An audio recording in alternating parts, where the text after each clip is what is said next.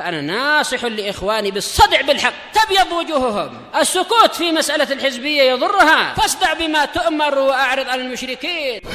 سلامي على دماج ورجالها والشيخ يحيى ودار العلم يا سعد بانيها. بسم الله الرحمن الرحيم. الحمد لله والصلاة والسلام على رسول الله وعلى آله وصحبه ومن والاه. Insyaallah tabaraka wa ta'ala kita akan melanjutkan bacaan kita dari kitab Al-Qawaidul Musla fi Sifatillah wa Asma'ihil Husna li muallifihi Asy-Syaikh Muhammad bin Shalih Al-Utsaimin rahimahullahu ta'ala. Dan kita telah sampai pada Al-Faslul Tsalits, pasal yang ketiga dari kitab ini, dan telah sampai pada kaidah yang ketiga. فمن أحب أن يقرأ فليتفضل. بسم الله الرحمن الرحيم. قال المؤلف رحمه الله تعالى: القاعدة الثالثة ظواهر نصوص الصفات معلومة لنا باعتبار ومجموعة لنا باعتبار آخر، فباعتبار المعنى هي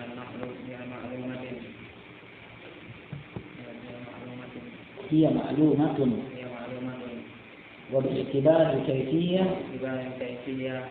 التي هي عليها مجبورة. أحسنت بارك الله فيك. Pada kaidah yang ketiga, barakallahu fikum, penulis menyebutkan bahwa zahir nusus sifat, yang zahir dari nas sifat itu maklumah, dimaklumi dari satu sisi, dan tidak dimaklumi, tidak diketahui dari sisi yang lain. Dimaklumi ditinjau dari maknanya, dan tidak diketahui ditinjau dari bagaimana modelnya. Dan hal ini barakallahu fikum telah ditunjukkan oleh dalil sam'iyah dan juga aqliyah. Kemudian kata penulis, hadhihi dalalatu sam'i wal aqlu, hadhihi dalalatu sam'i wal aqli ala ilmina bi ma'ani nusus sifati. Inilah dalil-dalil secara sam' dan akal bahwa kita mengetahui makna dari nafs sifat. Wa amma dalalatihima ala jahlina jahlina laha bi'tibari al-kayfiyah faqad sabaqat fil qa'idati as-sadisati min qawaid sifat. Adapun pendalilan yang ditunjukkan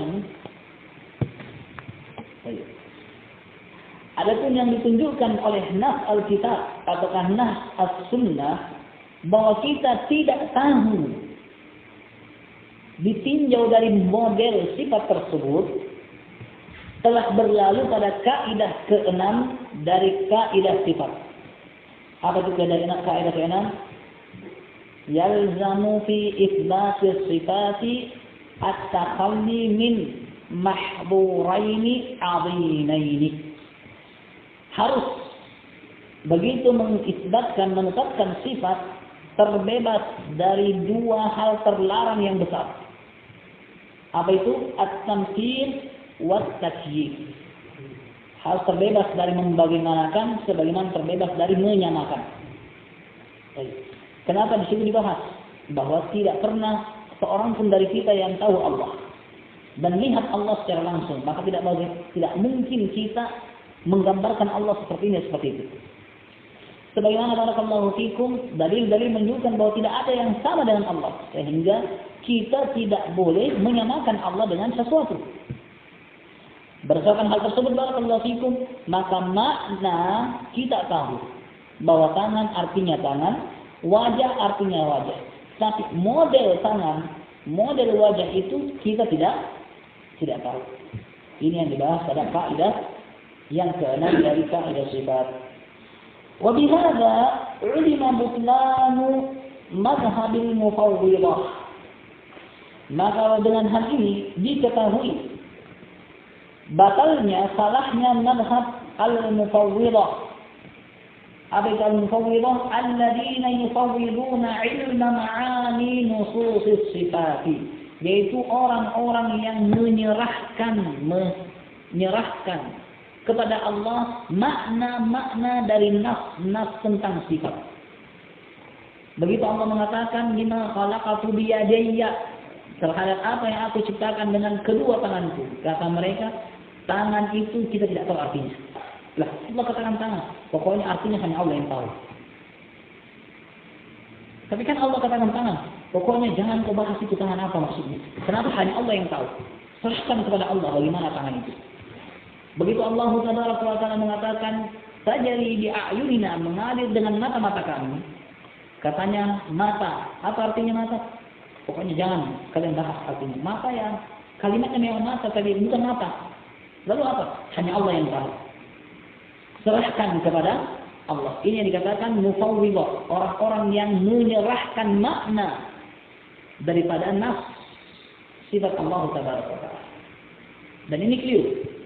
Kata beliau, dengan ini kita bisa ketahui tentang salahnya mazhabnya mufawwidah, yaitu orang-orang yang menyerahkan ilmu tentang makna ayat-ayat atau hadis-hadis sifat itu kepada Allah Taala. Wa yad'una anna hadha madhhabus salaf, dan mereka mengakui, memproklamasikan bahwa inilah mazhab para salaf. Mereka mengaku inilah mazhabnya para salaf. Wassalafu bari'una min hadzal madhhab, padahal para salaf berlepas diri dari mazhab seperti ini. Wa qad tawatarat al-aqwal 'anhum bi itsbat al-ma'ani li hadhihi an-nusus ijmalan ahyana wa tafsilan ahyana, dan sungguh telah datang secara mutawatir dan jumlah yang banyak. Tawatur yaitu dan jumlah yang banyak dan terus-menerus. Ucapan-ucapan dari para salaf bi'itsbatil ma'ani li hadhihi nusus, tentang mereka menetapkan makna-makna pada nas-nas tentang sifat, bahwa tangan artinya tangan hakiki, wajah artinya wajah hakiki, mata artinya mata hakiki, datangnya Allah yaitu datang secara hakiki, turunnya Allah turun secara hakiki. Ijmalan ahyanan, kadang-kadang mereka sebutkan secara global. Wa tafsilan ahyanan, dan kadang-kadang mereka sebutkan secara terperinci.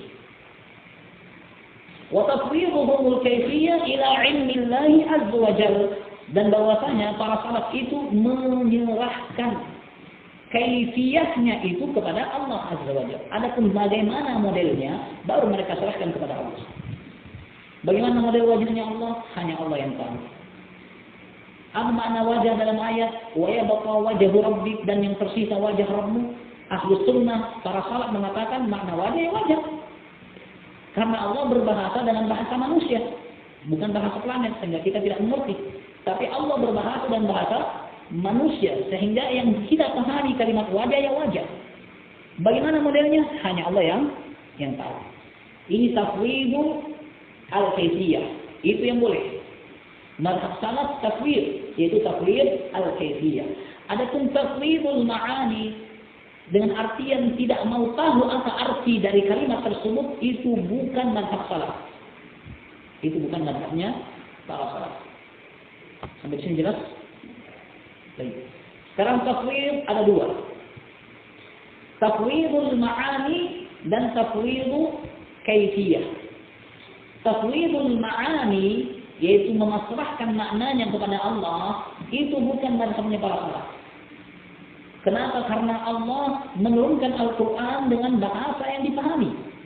Begitu Allah mengatakan turun, berarti maknanya turun. Begitu Rasulullah mengatakan turun, Allah turun, maka artinya turun. Tidak ada makna yang lain. Begitu Allah mengatakan tangan, Allah punya tangan, maka tangan artinya adalah tangan. Maknanya adalah tangan, bukan makna yang lain. Akan tetapi barakallahu fikum, di sana ada tafwid yang kedua, tafwid al-kaifiyah, dan ini mazhabnya para salaf. Apa itu tafwidul kaifiyah? Menyerahkan, memasrahkan model dari sifat tersebut kepada Allah. Bagaimana modelnya? Hanya Allah yang tahu. Apa yang Allah sebutkan kita katakan seperti yang Allah sebutkan. Apa yang Rasul sebutkan tentang Allah, maka kita sebutkan seperti yang disebutkan oleh Rasul sallallahu alaihi wasallam. Contohnya tangan. Rasul menyebutkan bahwasanya Allah punya tangan. Rasul menyebutkan bahwa tangan Allah ada jarinya, maka kita katakan tangan Allah ada jarinya. Al-qulub baina usbu'aini min asabi'ir rahman. Hati manusia itu ada di antara dua jemari Ar-Rahman. Kita katakan tangan Allah ada jarinya. Nah, dan tangan Allah Tabaraka wa Ta'ala memegang, menggenggam sebagaimana dalam ayat dan juga hadis. Yumsikus samawati an tazula. Allah memegang langit-langit supaya tidak jatuh. Yumsik, Allah yang pegang. Kita katakan Allah pegang. Nah, sebatas itu. Bagaimana cara pegangnya? Wallahu a'lam. Tidak disebutkan dan tidak cerita. Ini yang disebut dengan tafwidu al-kaifiyah, menyerahkan, mengembalikan kaifiyahnya, modelnya kepada Allah Subhanahu wa taala. Qala Syekhul Islam Ibnu Taimiyah fi kitabih al-ma'ruf bil aqli wan naqli. Dar'u ta'arudi al-aqli wan naqli. Kitab beliau berjudul, berkata Syekhul Islam Ibnu Taimiyah rahimahullah dalam kitabnya yang tenar dengan sebutan Dar'u ta'arud al-aqli wan naqli. Membebaskan bertentangannya akal dan penukilan. Dan artian tidak mungkin akal bertentangan dengan nakal. Dengan artian nas Al-Quran dan Sunnah pasti sesuai dengan akal logika. Kapan barakallahu fikum akal atau logika menolak pendalilan Al-Quran dan Sunnah, maka bukan Al-Quran yang Sunnah yang salah, tapi akalnya yang salah. Ini tujuan penulisan kitab Syekhul Islam Ibnu Taimiyah rahimahullah ta'ala. Nah, kata beliau, wa amma tafwidu فمن المعلوم أن الله أمرنا بتدبر القرآن وحضنا على عقله وفهمه. Adapun tafwid menyerahkan, yaitu tafwid yang dimaksud ini tafwidnya al-mufawwidah, memasrahkan makna kepada Allah.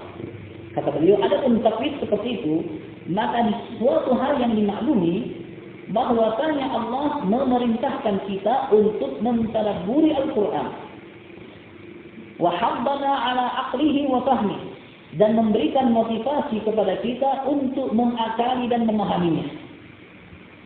Fakaifa yajuzu ma'a dzalika an yurada minna al-i'rad an fahmihi wa ma'rifatihi wa aqlihi. Maka bagaimana mungkin boleh bersamaan dengan hal itu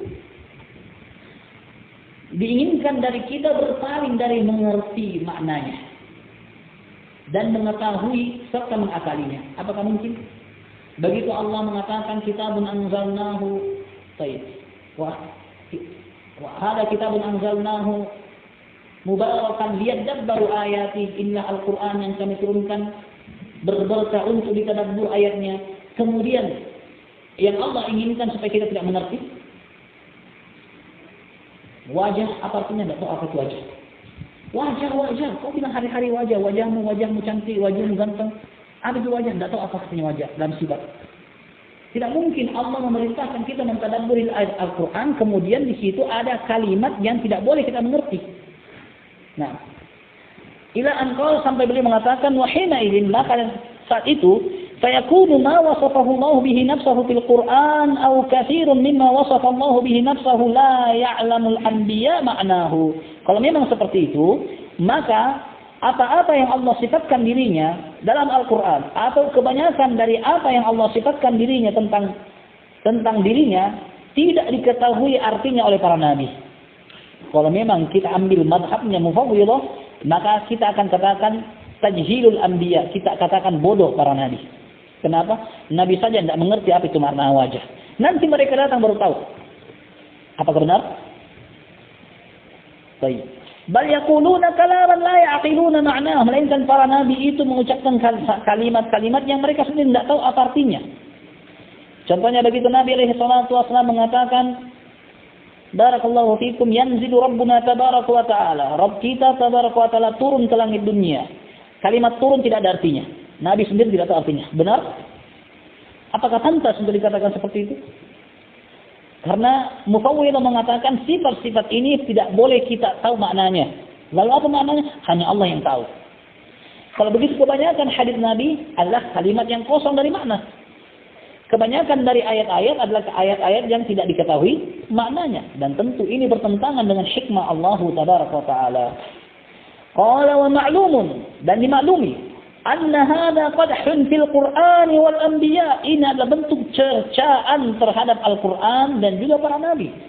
Ayat Allah yang maha bijaksana datang dengan kalimat yang tidak dimengerti. Ini adalah cercaan, celaan untuk Al-Qur'an, celaan juga terhadap para nabi. إذ كان الله أنزل القرآن وأخبر أنه جعله هدى وبيانا للناس, karena Allah yang menurunkan Al-Quran dan menceritakan bahwasanya Allah menjadikan Al-Quran itu sebagai petunjuk, penjelasan bagi manusia. Wa amara Rasul ayyuballighal balaghal mubin, dan juga Allah memerintahkan Rasul untuk menyampaikan dengan penyampaian yang jelas. Wa ayyubayyina lin-nasi ma nuzila ilaihim, dan agar Nabi Rasul menjelaskan kepada orang-orang apa-apa yang diturunkan kepada mereka. Wa amara bi tadabburil Qur'ani wa aqli, dan Allah memerintahkan untuk mentadabburi Al-Qur'an dan mengakalinya, memahaminya. Wa ma hadza, bersamaan dengan itu, fa asyrafa ma fihi wa huwa ma akhbara bihi ar-rabb an sifatihi, hal yang paling mulia dalam Al-Qur'an yaitu apa-apa yang Allah ceritakan tentang dirinya sendiri. Ini adalah ilmu yang paling mulia, ilmu yang berkaitan dengan Allah. La ya'lam ahadun ma'na, tidak seorang pun tahu maknanya. Mungkin? Tentu tidak mungkin. Fala yu'qal wa la yatadabbar, tidak bisa dimengerti, tidak bisa juga ditadabburi. Wala yakunu rasul bayyana lin-nasi ma nuzila ilaihim, dan dengan hal itu juga maka Rasul tidak menjalankan tugasnya untuk menjelaskan apa yang diturunkan oleh Allah kepada manusia, karena Nabi sendiri tidak tahu maknanya.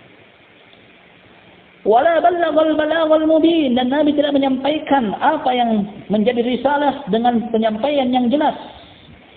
Wa ala hadha taqdir, maka berdasarkan ketentuan yang telah lalu, fayaqulu kullu mulhidin wa mubtadi'in, maka setiap orang yang menyimpang pelaku bid'ah akan mengatakan al-haqqu fi nafsil amri ma 'alimtuhu bi ra'yi wa aqli, kebenaran itu adalah apa yang saya tahu dengan akal dan pendapatku. Walaysa fin nususi ma yunaqidu dhalik, dan tidak ada dalam nas Al-Quran atau Sunnah yang menentang apa yang saya katakan. Kenapa? Karena nas-nas tadi tidak ada artinya, sehingga mereka akan berbicara sesuka hati. Allah itu begini. Kita bilang tak boleh. Tidak boleh. Kau bantah saya, kenapa? Karena ayat-ayat yang kau akan bacakan, kau sendiri tidak tahu artinya. Karena ayat-ayat yang dibacakan tidak diketahui maknanya. Sehingga mereka akan bebas berbicara kalau begitu. Nah, li'anna tilkan nusus mushkilatun mutasyabihah, karena nas-nas tentang sifat itu adalah mushkilah, masih menjadi problem, tidak ditahu. Mutasyabihah, dan juga menjadi mutasyabih, bukan suatu ayat yang muhkam, yang telah tetap dengan pasti. Wala ya'lamu ahadun ma'naha, dan tidak seorang pun mengetahui artinya. Wa ma la ya'lamu ahadun ma'nahu la yajuzu ay yustadalla bihi, dan apa-apa yang tidak seorang pun tahu maknanya tidak boleh dijadikan dalil. Tidak kau, tidak saya. Kenapa? Kita sama-sama tidak tahu dan artinya. Sehingga barakallahu fikum, setiap para pelaku bid'ah, setiap orang-orang yang menyimpang bebas berkata tentang Allah kalau begitu. Fayabqa hadzal kalam saddan li babil huda wal bayan min jihatil anbiya, sehingga pendapat ini akan menjadi penghalang pintu petunjuk dan penjelasan dari sisi para nabi. Wa fathan li babi man yu'ariduhum, dan juga sebagai pembuka terhadap pintu yang menghalangi mereka. Wa yaqul, dan dia akan mengatakan innal huda wal bayan fi tariqina, bahwa sesungguhnya petunjuk dan penjelasan itu pada metode yang kami tempuh. La fi tariqil anbiya, bukan pada metode yang ditempuh oleh para nabi. Li'annana nahnu na'lam ma naqul, karena kami lebih tahu apa yang kami katakan. Wa nubayyinuhu bil adillatil aqliyah, dan kami bisa menjelaskan apa yang kami katakan dengan dalil-dalil logika. Wal anbiya, sementara para nabi, lam ya'lamu ma yaqulun, mereka tidak tahu apa yang mereka ucapkan. Fadlan an yubayyinu muradahu, apalagi mau menjelaskan apa yang mereka maksud. فتبين أن قول أهل التفويض الذين يزعمون أنهم متبعون للسنة والسلف من شر أقوال أهل البدع والإلحاد. Maka dengan ini jelas bahwa ucapannya ahlu tafwidh yang menganggap bahwasanya mereka lah yang mengikuti sunnah dan mengikuti para salaf adalah pendapat yang paling buruk dari pendapatnya ahlul bid'ah dan juga orang-orang yang menyimpang. Kenapa? Padanya ada tajhil, pembodohan, menuduh bodoh para nabi, bahwa nabi tidak tahu apa yang mereka ucapkan, bahwa para nabi tidak tahu apa yang diwahyukan kepada mereka, hanya sedang menyampaikan apa yang dapat, lalu tidak tahu apa maknanya. Ini tajhil, dan ini barakallahu fikum adalah di antara pendapat yang paling buruk. Kata beliau, merupakan min syarri aqwali ahlul bid'ah, di antara pendapat terburuknya ahlul bid'ah wal ilhad. Nah, kalam Syekh kata Syekh Ibn Utsaimin, ucapan Syekh yaitu Syekhul Islam, wa huwa kalamun sadidun min di ra'yin rasyidin. Ini adalah ucapan yang tepat dari orang yang memiliki pandangan yang bijak. Wa ma alaihi mazid, dan tidak ada lagi tambahan. Rahimahullahu taala rahmatan wasi'ah. Semoga Allah merahmatinya dengan rahmat yang luas. Wa jama'ana bihi fi jannatin na'im, dan mengumpulkan kami dengannya pada surga yang penuh dengan kenikmatan. Nah, ini barakallahu fikum ucapan Syekhul Islam Ibnu Taimiyah rahimahullah untuk menjelaskan batalnya mazhab ahlut tafwidh. Mazhab ahlut tafwidh yang disebut dengan mufawwidhah. Siapa yang dimaksud dengan mufawwidhah?